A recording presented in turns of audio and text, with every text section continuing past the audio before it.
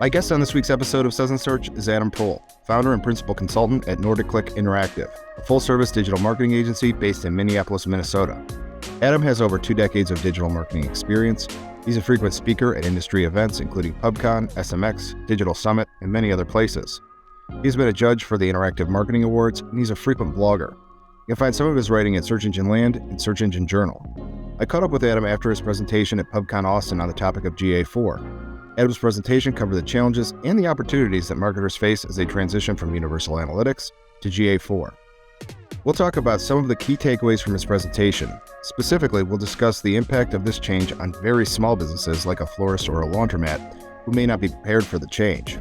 Grab something cold to drink and join me for a conversation with Adam Proehl. We'll talk about why GA4 is not plug and play. We'll talk a little bit about why you should become BFFs with BigQuery and SQL. And I'm going to ask Adam to make a prediction about Google's July 1 deadline. Adam, welcome to Suds Search. How are you doing today? I'm doing good. How about yourself? I'm doing great. I am happy to talk to you. This is our first time meeting, but you are someone who's been talking about what's on everybody's mind, GA4 and the conversion this summer. So lucky me. Yeah, right. So let's start here. You spoke at PubCon Austin earlier this month, and I thought I'd ask you questions from that presentation, which was really excellent, by the way. Thank you. I'll put it this way. I'm in the group. I think there's a lot of people in this group who have a lot of experience with Universal Analytics, but haven't been playing around a lot in GA4.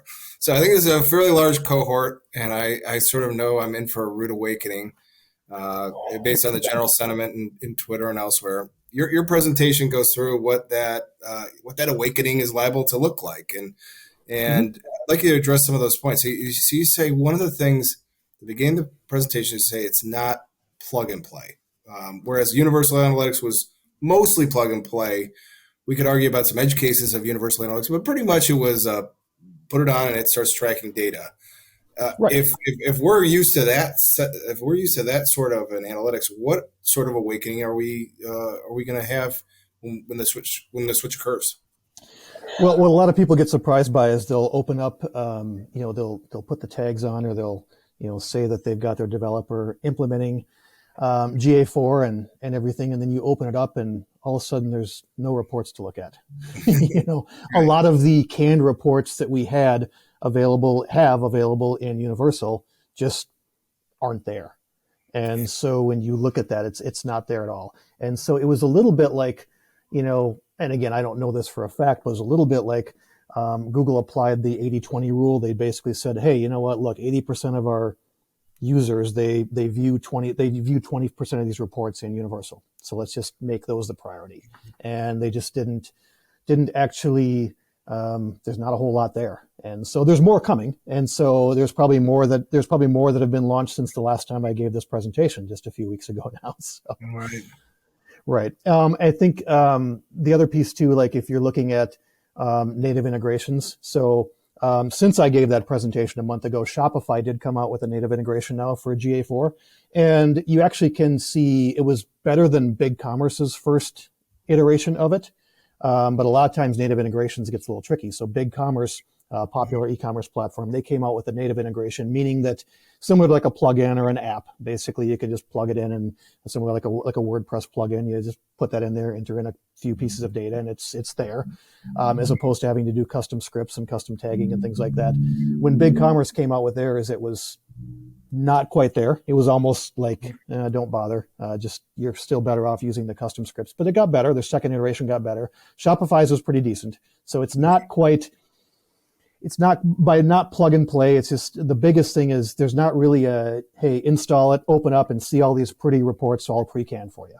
It's not quite there yet. Not to the level we're used to with Universal.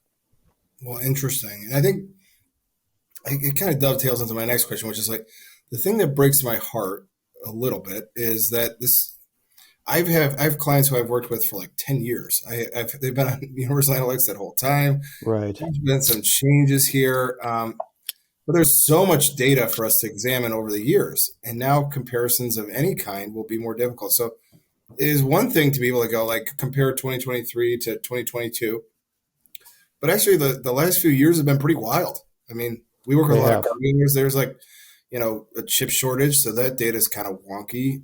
There's COVID in there.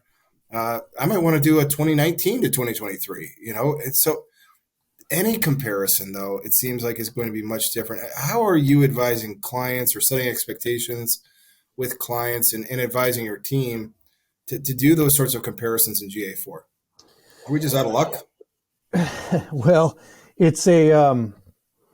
I mean, you're right. I mean, even if you take GA4 out of the equation, take it out of the equation, right? With COVID, especially with e-commerce clients and things like that, there's just been some wild spikes that were unsustainable, and dips that were unsustainable. But if you just look at the way the two platforms measure things, GA Universal is very much about sessions and page views. That's what we've been used to for a long time. Even pre GA Universal, it was basically sessions and page views. Whereas GA4 is more so events and parameters. Everything's an event, right? A page view is an event. If you get to the site, it's an event. If you fill out a form, it's an event. If you start a video, it's an event. If you watch a video, it's an event. If you scroll down, if you scroll, it's an event. Anything you do is an event. And both of those are valid ways of measuring traffic, but they're just going to give you different results. And so the biggest thing that, honestly, the biggest thing we've just been advising clients on, that I advise clients, is that, look, it's very much an apples to oranges comparison. You're not going to, if you're going to, because we literally had a client, she was, we did a GA4 implementation, and great client, long-term client. She was literally looking up at her data in GA4 and panicking that, even though we told her that it wouldn't match, she said, "Oh my God, it's not matching. What's wrong? What's wrong?" Nothing's wrong. It's just not going to match. And so the one thing with analytics is that analytics by nature. I mean, I've been around analytics since the late 1990s with, even like Web Trends, Website Story. And if you say server-side analytics, I know what that means, right? And so it's always been directional. It's always been a guide. It should never be used as something that you count on for financial data or anything to be exact. And I know some people hate it when we say that sort of thing, but it really is the truth. You can't possibly get accuracy on everything. There's too many variables, right? There's too many, even with Universal. It's like the way it was headed with privacy, with multiple devices, with, do not track settings and all kinds of stuff. It's never going to be completely precise, but what you want is, you obviously want it to be, which way is it trending? What are the trends telling you what to do? Is the data, is there enough of a sampling size? Is there enough data that you can actually use that and make some kind of an actionable decision? That really hasn't changed. But in terms of the exact numbers, if basically you have if you're looking at a report from in August of 2023 that says, you got, 50,000 visitors on this particular day to your site. And then you're looking at a universal analytics report that says, hey, a year ago in August, you got 40,000 visitors. It's like, how much can you trust it? Is it, the trend's probably close to being there. I mean, that's also one of the reasons why we were suggesting, why everyone was trying to do parallel tracking. And we were on a big push, just like I'm sure you guys were and many other agencies, to get GA4 set up by July 1 of last year. Just to be able to get some sort of parallel tracking. And even with that, even if you did that, it's still not going to be complete apples to apples, because, for example, if you've got Google Ads connected to analytics, which you should, you can only do one at a time. You can't have that done in parallel. And so basically, for the most part, it's been, we might have had GA4 set up on July 1 of 22, but we've still been having Google Ads connected to Universal, and same thing with Search Console oftentimes. And so even when you do that switch over and you're trying to look at the differences, it's just the way it counts it's going to count it differently, and you're trying to tie that data in. Does that make sense? It does, yeah. And the ramifications for ads is like, it's a show, it's crazy. But I want to go back to what you said about events, and I keep coming back to this idea. I keep thinking about like somebody who owns a laundromat or a very small business who, they're doing the best they can. They've done enough to be dangerous. They've had data here for a while. Events, that's just something it's not rocket science. So somebody like you or me could set up event tracking for right. somebody, but for the owner of a laundromat who doesn't have an agency, or for a very small business owner, that's kind of tricky. I mean, what are the ramifications for very small businesses as it relates to just that portion alone? That you have to have event tracking. To your point about plug and play, yeah, it's not plug and play if you have to create event tracking to really make any heads or tails of your data. Right. Now, Google did come out actually right around the time, it was like last month, where there was a lot of talk about this, where, hey, if you have a Universal Analytics account and you have not yet migrated to GA4, have not set that up, Google basically gave you that little yellow bar on the top of your analytics where they said, hey, we'll do it for you, right? On a small site, that might be okay. For something like that, it might be okay, because if it's a laundromat site, for example, where it's just probably not a whole lot to it. I can imagine. I wouldn't think so. If you let Google set that up for you, or if there's a small solo consultant who can set that up for you, you're probably going to be okay. But you're right. If it's any degree of complexity, that's part of that's one of the biggest challenges that, at least so far, that I see, is that a lot of SMBs, a lot of small Main Street business owners, and I use the laundromat, I say like the flower shop or something like that, Right. same type of deal, right? Where it's like, they're not going to know how to set all this stuff up.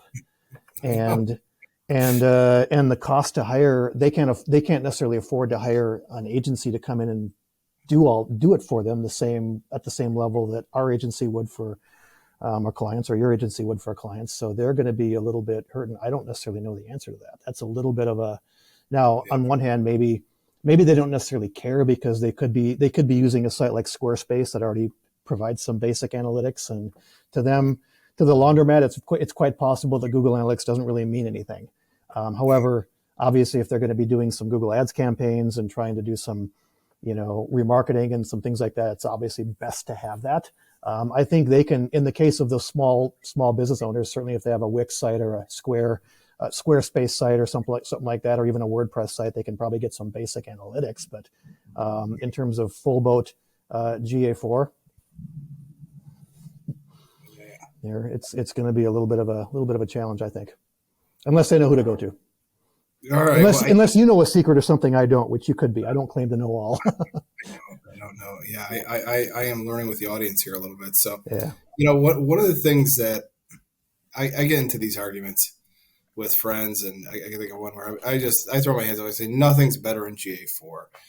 It's a way for Google to avoid litigation and keep the government from breaking them up. There's too much PII in Universal Analytics, and so that's the only reason they're doing it, to avoid scrutiny. It's not better in any way. But I took note of something that you said, that you can actually do more with Google Analytics 4. And then there's this next part, which is, but it's complicated.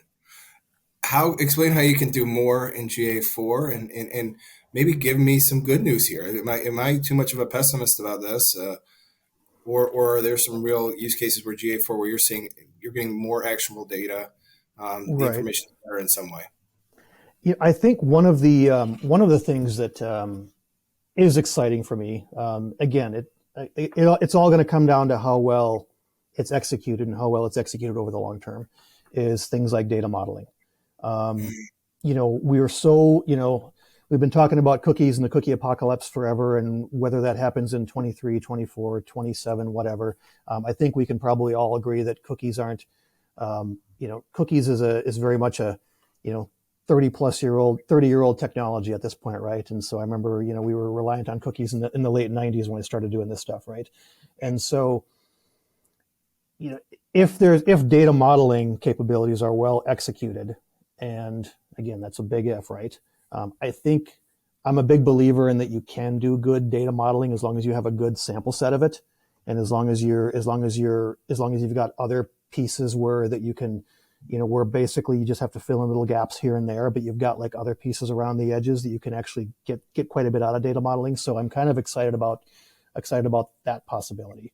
I think it remains to be seen what we'll get out of Google Ads and Google GA4 working together, because Google Ads has its own separate set of challenges and things with a lot of the the broad match, all the automation and stuff that's happening there now. But we'll see. So I'm excited about that one. So we'll see. That's one example. But there's also a lot more complicated setups now. Certainly in terms of being able to take data and the connection, the easy connection to BigQuery. Again, you have to become. There's a lot more work. You have to learn BigQuery. You have to learn SQL, or you have to become friends with those who do, or who do know that stuff, or you have to be able to have some kind of a license or software platforms in place for it, things like that. So I think there's going to be a lot more you can do with it. Not necessarily yet, but hopefully it'll get there. Well, I can think of one positive that you mentioned in your talk, which, as somebody who's had this conversation 900 times and has been annoying every single time, I am happy that we can give up on bounce rate once and for all. It seems like this should have happened a long time ago. Yes. It will save me so many annoying conversations in the future. What's happening with bounce rate? Is there some other way to measure, what bounce rate was supposed to be that could be more meaningful in GA4? And what's the way to play here with this?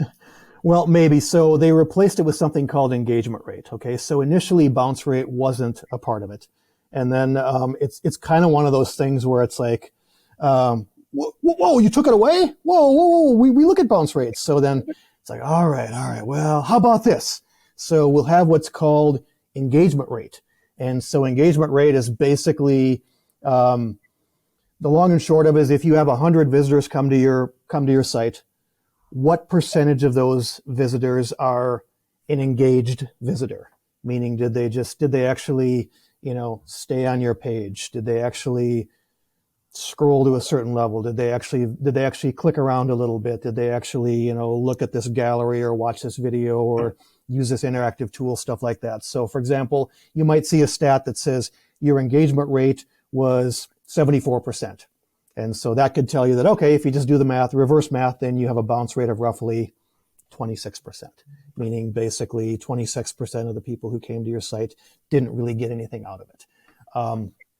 I agree with you on bounce rate. It was a clever, cool, fun vanity metric to talk about probably 15 years ago, because we could tell our clients, hey, you're doing great because you have a 10% bounce rate on this landing page. That's awesome. That means 90%. That means the page resonates with 90% of the people. But then you get things like, well, if it's a single page recipe site, or if it's a page where it's like there's just directions, or if it's a page where they just have a question that needs answering. Okay, it didn't necessarily mean the page failed, because it might have meant success. Hey, guess what? The good news is they came to your site, they found exactly what they wanted on your landing page, and they left. So I think it's one of those metrics. Yes, it's there. There's engagement rate, and so you can kind of do the reverse math into a bounce rate, but take it with a grain of salt, like you always should have. All right, I love it. All right, I'm going to go rapid fire. I get so many questions to get through here. This is Suds Search, so I'm drinking away here. So there you go. Right. So salute. Yeah. I love this. If you want to ask me about the beer, by the way, be happy to tell you about the beer too. So let's talk about it. That's a nice can. It's I can't even pronounce it. Basically, so a friend of mine has a small beer distribution business where he just does European beers and like old school European beers. And this particular one has been around since the year 1050. It was originally brewed by monks. And I didn't even know German monks brewed beer. And then of course he was like, well, of course they do. How do you think they paid for those big monasteries, right? And they took vows of silence and vows of silence and vows of celibacy. So what else did they have to do but brew and drink beer, right? So might have something. I guess if I took that kind of vow, I'd probably brew and drink beer all day too, right? So without a doubt. Well, it's a beautiful can. Can you tell me the name of that particular beer? My German is terrible. Wiltenberger Kloster, and I'm sure I butchered the pronunciation of that. So yeah, there you go. I got hopefully a good view of that. There you go. So go ahead and look it up. So there you go. All right. Well, very cool. And I'm not sure. I'm sure you can probably get it wherever you're from, but I'll be on the lookout. I love German beers, and so I one of my favorite breweries here in Chicago is, or when I'm in Chicago, I'm actually in North Carolina, but when I'm in Chicago, it's called Dovetail, and that's their slogan is "We brew like monks." So it's Nice. the story comes full circle. So Nice. I will have um, to. I'll have to pay attention to that in my next visit. In fact, next time I visit Chicago, if you're there, I will. Now that I've met you, I will. I'll let we'll you go know, and I can meet you there. We can without toast some question. Yeah, German we'll coffee. make sure it happens because Yeah, it's there we very go. good. All right, well, shifting back to digital marketing, and one of the things that I liked is you talk about Universal Analytics as a tool for marketers Hmm. and GA4 as a tool for analysts. And that got my attention because I'm a marketer and I'm running a Right. marketing agency. Right. I host a marketing podcast. That sounds bad, but I'm not Well, entirely sure what a tool designed for analysts would do. Can you help me understand what a tool designed for analysts? What does that mean? I'll unpack that. so um, this kind of comes back a little bit to the first question, talking about plug and play, and Okay. Universal was much more plug and play. The reports were already set up, the reports were already there, so there's a lot more setup involved into it as well, right? And so we're not an Adobe Analytics shop, but we have had clients that have. There are shops who are Adobe Analytics. It used to be Omniture, and so I've had familiarity with that in the past before. Um, that is not a tool for the faint of heart. And so just looking at and understanding both, it's like, this is kind of migrating a little bit more toward Adobe Analytics, you know, territory here, where it's more complicated to set up. The reports aren't necessarily all there. And so if you really want to get a report and develop a report within GA4, you kind of have to know what you're doing and how to build that report. You can build reports, and sometimes there's custom scripts required, or there's some custom configuration you have to do within GTM, Google Tag Manager, for those who don't know, to be able to get something. And so you just have to understand that a little bit more. Whereas Universal, almost any marketer can go in there and kind of like, buzz around and look at the reports and figure out, oh yeah, I kind of get this. I mean, there are some degrees of that in GA4, but for the most part, for GA4, my recommendation really is to really like have a pro set it up, and then basically put all your data into Looker Studio or some kind of visualization tool, and just for the marketers, go into Looker Studio and look at your reports and have those all set up, because then also it's better because then you can bring in data from Google Ads, you can bring in data from Google Search Console, from SEMrush, Ahrefs, whatever other tools you're using, things like that. So I think that's that's kind of great. what I meant by it more so than that. I think that's great advice. And a few questions ago, you were talking about some third-party tools. I know in the talk you say we need to become BFFs with BigQuery and SQL. So I wonder if some people listening to this are going to be like, Adam, I'm just figuring out this events are everything part in GA4. Now I've got to learn BigQuery and get on Clubhouses with Noah Lerner. Like why? But I would tell people like, these things aren't they're more accessible than you might think. They're Right. easier to deal with if you They work with sound it. scary. What? But why are these tools so helpful? Why is the juice worth the squeeze to really become BFFs with them? Right. Well, so like for example, BigQuery. BigQuery does have a connection. You get basically within GA4, you get roughly 14 months worth of data, and so we're going to have to get used to less free stuff from Google as part of this. If you look in GA Universal, if you've got a client, or if you've had a GA Universal set up for the past 10 years, which so many legacy clients have, right, and so many companies have, you can go back and you can look into all that data from 2014, and it's all right there, right? And so challenges, it's not going to be going forward. It doesn't look like we're going to have access to all that data for more than 14 months. And by the way, that's only if you actually go in and check a setting. So the default setting, if you have a new GA4 account, the default setting is to basically store that data for 60 days. So you have to actually go in there and like check, yes, no, I want it for 14 months to be able That's to see important. that. And if you want it for more than that, you can certainly do that. You can certainly export it to BigQuery or anywhere you want to be honest with you. But that takes a little bit of, that takes some skills to do that. Or you can utilize, there are third-party tools. Analytics Canvas, for example, is a one that we've used off and on over the years, and they're actually doing a really good job with universal analytics data. They've actually got I don't work for them, I don't make any commission for them, but they've got for about $100, you can actually port all the universal analytics data into some kind of a data warehouse or someplace where you can keep it and store it for further use for lookbacks and things like that. But again, just because of the complexities of setting some of this stuff up, and it's great that you can actually take and you can combine a lot of these.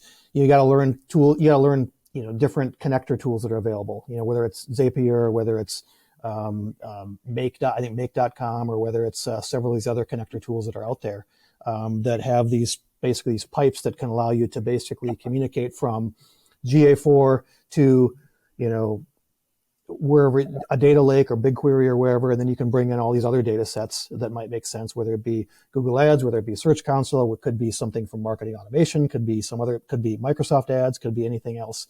And so there's a lot of data that's available out there, and there's a lot of power you can have with all these data you can put together, but you really have to be willing to either pay for and utilize some of these tools and then learn how to do it, or you have to kind of learn SQL, learn how to pull this stuff and kind of develop the stuff you need to do, or just be friends or hire somebody that does. Me personally, I'd rather hire somebody who knows how to do it or license the tool than to learn how to do it myself. So I'm too old for that. You and me both. Well, listen, I have one last question. It was something I noticed when we were exchanging notes. You enter information into our Calendly before the show, and so I was reading through it, and there are things that say like Universal is supposedly sunsetting, and that many people believe it will be extended. I count myself among the bettors that this will be extended. That 7.1 won't be. I think you should plan. Anybody who's watching this, plan that it's going to happen on 7.1 of this summer. But do you have a guess? Do you think that it will be extended, and if so, why? I don't think it will, at least right now. I could be wrong. If I could predict the future, I'd be somewhere else, right? But I don't think it will. It just doesn't seem like it seems. I don't know. I think when they did that, before they had before they came out with with that plan of saying, hey, if you have not already migrated or set up a GA4, we'll do it for you automatically. You just need, and if you don't want that, you need to opt out. If they hadn't come out with that, then maybe I'd be a lot more in the camp that they would. If you would have asked me 2 months ago, I said, yeah, they probably will, or maybe they will. Now, that said, I don't actually know. I don't have any inside information on that. Again, I gave this presentation at PubCon, and it was probably about 50-50. There was probably some people saying, yeah, Google, this is Google. They do this all the time. It's like remember when cookies were supposed to go away in 2021? Remember when this? Right. You can't always rely on what Google says, which, by the way, is true. You can't always rely on what they say. But I don't think it will.